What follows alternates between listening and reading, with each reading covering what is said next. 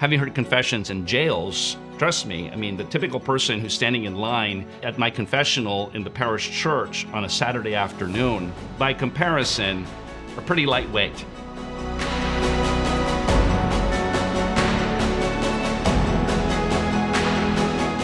Haven't been to confession in a long time, standing in line and feeling the tension? Today's video, we're going to consider what one ought to do to prepare for a confession, how to make a confession after a long time, and what the priest might be thinking on the other side of that screen. My name is Father Jerome Magat, and I'm the Vice Rector and a Professor of Moral Theology at St. Patrick's Seminary in Menlo Park, California. And again, thanks for watching our videos. If you like our content, please subscribe and like and share with others. So here you are. The big day has arrived. You haven't been to confession in a very long time, and you're wondering, will today be finally the day that I go to confession? And even as you're driving to church to get in line, the tension is building. You arrive, you see there's already a line that's forming, and you're waiting, person after person, penitent after penitent, coming in and out of the confessional. And the anticipation and the nervousness is building. Well, there are a few things that you can do to prepare for a confession to alleviate this natural tension that you might feel after many years away. And it's also, I think, helpful to understand from the priest's perspective, and I can speak from personal experience, what exactly the priest is doing on the other side in terms of his own expectations. Let me start there. For the priest's part, we are not making any judgments whatsoever on the performance of your confession, how well you articulate your sins, how many of them you can remember. Frankly, most of us are just glad you came to confession, especially if it's been after many years. So the priest's role in all of this is to be a conduit, a bridge, if you like, to help you experience God's mercy. So it's not inappropriate or unusual, for instance, for a priest to welcome you back after many years. Sometimes just to ease the tension and ask you if you're nervous. Sometimes a priest will do that just because it tells you he knows you probably are. Because let's be honest, you probably are. So the priest is sitting on the other side, grateful to Almighty God that you have finally come home, one of the lost sheep, the one sheep that got away while the other 99 had no need of repentance. And here you are. So one of the things that the priest will often do is he'll ask you, would it be helpful for me to help you make your confession? You're nervous, you're fumbling with the piece of paper that they give outside the confessional that tells you how to go to confession. And frankly, you can't remember all of the sins that you've committed, especially if it's been a long time. So one of the first things that the priest may ask, and if he asks anything at all, is he's going to ask you how long it's been. And there you can give at least an approximate. Sometimes I could ask a penitent, has it been months, years, decades, however long it is. If you can't get the precise number, it's fine. The second thing that the priest may want to know is what your state of life is. Are you married? Are you single? That's important because there's always a context in which all of our sins occur. So the same sin could be different for a married person than a single person, because a married person, for instance, has obligations to a spouse and family. The single person may not. And so the priest will want to know more or less what your state of life is. In many cases, the priest will ensure that if you're a married person, you're married with the blessing of the church. That's also a very important fact to ascertain.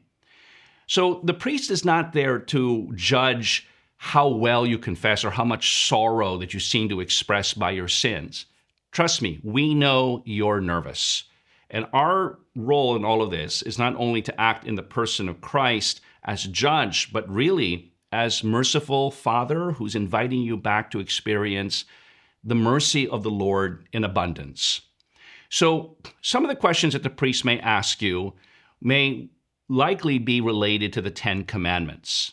So often, for instance, a priest will allow you to say the sins that you can think of off the top of your head. And if he feels as if there potentially might be other sins that are on your list, at least mentally, that you haven't quite remembered, he may ask, would you mind me asking you a few questions? It's very rare, I think, that priests will just ask questions outright. More often than not, we'd like to ask for permission to do so as a matter of respecting your manifesting conscience in that moment. It's a very sacred moment where you're being reconciled to God and the church, and you're experiencing his mercy. For instance, a question that I may ask a penitent may be phrased in somewhat of this manner. Have you been guilty of lying or cheating or stealing? And if so, approximately how many times? And if you can't remember the precise amount of times, I might say, is it a lot, a little, not so much, or maybe even never? And sometimes the questions that the priest will ask, for instance, are related to sins you've already confessed. There's the old saying, where there's smoke, there's fire. So if you're confessing certain kinds of sins, there's a likelihood from our pastoral experience that you're probably also have dabbled into other sins that are related, but not precisely what you've said. So it's perfectly fine when you go into the confessional, when you kneel down. The easiest way to begin is just simply this: bless me, Father, for I have sinned. It's been a long time since my last confession. And then say, I don't know, Father, how long it's been, but it's been a very long time. There, Father may ask you, what's your state of life, single or married? It's good to tell him that. Are you single? Are you married? If you're married, married in the church, etc. And then just begin. Go down the list of what you can remember in that moment. Thanks be to God, St. Thomas Aquinas reminds us that God does not rely on our feeble memories to forgive our sins. But what's very important is that you confess every sin that you can think of. It's important not to purposefully omit sins that you know you've committed and are purposely withholding from the priest. Accuse yourself of everything. Don't worry, God already knows. But part of the healing process is your articulation of those sins, owning them, and then receiving the mercy of the Lord through the ministry of the priesthood, which Christ established in part precisely to absolve sins and to dispense his mercy upon the world. And at the end of whatever you can think of, you can say simply, Father, for these and all the sins of my past life, I am truly sorry. Father will give you your penance, and then you'll receive absolution. He'll say a prayer over you perhaps after that, and then you can leave the confessional and make your penance in the church. Now, it's very important also to realize that the priest rejoices in what we like to call big fish. Big fish are the people of God who've been away from the sacrament for many years. It's also important to realize that even the grace to go to confession that very day was already a grace. It wasn't a matter of you pulling yourself up by your bootstraps that morning and deciding to go. Even that movement of the Holy Spirit is itself already a grace. I also like to remind penitents, and I've said this in another video, that the longer you've been away and the heavier your sins, the lighter the penance. Let me say that again. The longer you've been away and the heavier your sins, the lighter the penance. Now, if that doesn't express to you God's mercy, I don't know what does. Because in, for instance, the civil law world, the heavier the crime, the heavier the punishment. In the church's world of mercy, the heavier the crime, the lighter the penance. I mean, this is in part not to scare you from coming to confession, but also to make you realize how little God asks of you by way of penance to forgive perhaps a very, very long and very, very serious list of sins. It's one of the most amazing experiences of God's mercy. One little tidbit that a lot of lay people are not aware of is this. We priests go to confession too. And we go to another priest. We have to go to another priest. So for some, it's very strange. I may have dinner with a brother priest, just getting together as brothers and catching up. And before or after the dinner, I might ask my brother priest if I can go to confession. And people might think that's really odd, right? Let's say we go to confession one to the other out in the parking lot, and then we walk into the restaurant and share a plate of mozzarella sticks. People might think that's really strange, but who else do we go to confession to? So trust me, we go to confession too.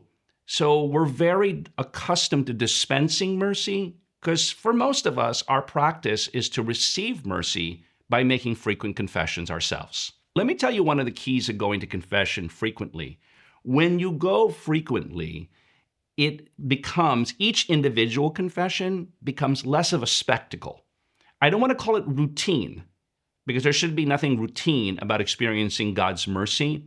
But psychologically, you don't have to psych yourself up to go if you're used to going. So, for instance, think about any habit you have. I mean, hopefully you don't have to psych yourself up every day, at least twice a day, to brush your teeth. I mean, that would be kind of strange that you'd have to psych yourself up to brush your teeth. Why? Because it's habitual. You're used to it. So the more frequently you go to confession, in a certain sense, the easier it becomes. And this is one of the great benefits of being a frequent recipient of God's mercy. There are those who are concerned, admittedly, that they're embarrassed by the sins that they've committed, or they're worried that whatever they tell Father in the confessional is something he's never heard before. And this is so horrible, what I've done, that I can't even mouth the words, either because of embarrassment or for fear of scandalizing Father's innocence. Trust me, I've been hearing confessions for decades. Everything that a priest hears in the confessional, he usually has heard in his first month of hearing confessions. After that, it's all just a different version of the same kind of sin. So never worry that you're going to tell something that's going to make Father think less of you, or somehow he's going to be scandalized by how terrible you are. Again, having heard confessions in jails, trust me, I mean, the typical person who's standing in line at my confessional in the parish church on a Saturday afternoon, by comparison, are pretty lightweight. So the priests are never really scandalized or worried about what the penitent might say. And I would recommend neither should you. So my hope with all of this is that even though you've been away from the sacrament for many years, that you'll darken the door of the confessional. Work with the grace that God is always offering us at every moment to receive his mercy and to experience this amazing love, mercy, and compassion that only can come to us through Jesus. If you'd like to see more of our content, click on the link above. And as always, thanks and God bless.